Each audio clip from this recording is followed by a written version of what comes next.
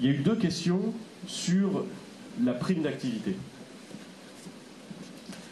Ce qu'on a décidé, compte tenu de la situation, c'est de faire en sorte d'augmenter à la fois massivement le montant de la prime d'activité et le nombre de ceux qui sont concernés par la prime d'activité. Le montant, c'est une augmentation considérable puisque entre l'augmentation de l'année dernière et l'augmentation du 1er janvier, on va être au total sur une augmentation pour ceux qui touchent la prime d'activité parce qu'ils n'ont que le SMIC comme revenu. Si on compte sur 2 ans, plus de 100 euros, mais si on compte sur 1 an, 100 euros.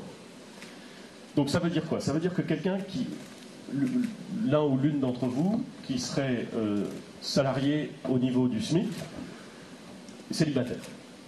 Je prends un cas lambda.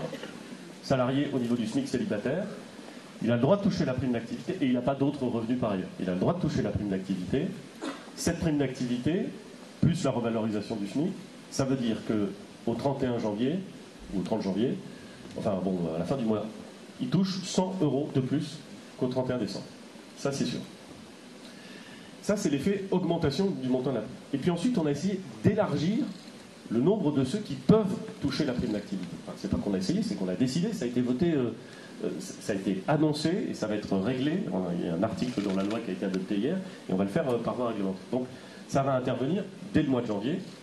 Et là, on a essayé de faire en sorte que la mesure ne concerne pas seulement ceux qui n'ont que le SMIC pour vivre, mais qu'elle concerne également ceux qui sont un peu au-dessus. Et pas un tout petit peu au-dessus, mais jusqu'à 1,2, 1,3 fois le SMIC. Et qu'on puisse prendre en compte également la situation de ceux qui, par exemple, sont en couple avec 2 revenus à peu près au niveau du SMIC, ce qui était le cas que vous avez évoqué, et 1 ou 2 enfants.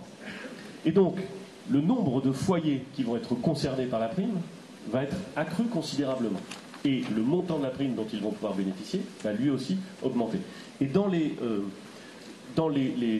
exemples que vous avez donnés, mesdames, je pense que avant, il est possible qu'en effet vous n'ayez pas eu droit à la prime d'activité, mais compte tenu de ce que vous m'avez dit, alors je ne vais pas le faire sur un coin de table comme ça et je suis prudent, mais compte tenu de ce que vous m'avez dit, je pense que vous basculez dans le champ de ceux qui peuvent bénéficier de la prime. Alors après, il y a une question qui est une bonne question. C'est comment est-ce qu'on fait pour l'obtenir? Parce qu'en effet, elle n'est pas versée par l'employeur. Pourquoi est-ce qu'elle n'est pas versée par l'employeur? Parce qu'on n'a justement pas voulu augmenter le coût du travail pour l'employeur pour faire en sorte de ne pas mettre les entreprises dans des situations délicates. Et donc, on est passé par la prime d'activité, et la prime d'activité, il faut la demander. Il faut la demander à la CAF. Donc, non mais je sais que... mais c'est comme ça. C'est, je reconnais, pas hyper pratique. Pas hyper pratique. Ça, c'est vrai. Et surtout, madame, c'est souvent pas hyper connu ou su. Il y a plein de gens qui ne savent pas forcément comment il faut faire, et il y a plein de gens qui ne savent pas forcément qu'ils y ont droit.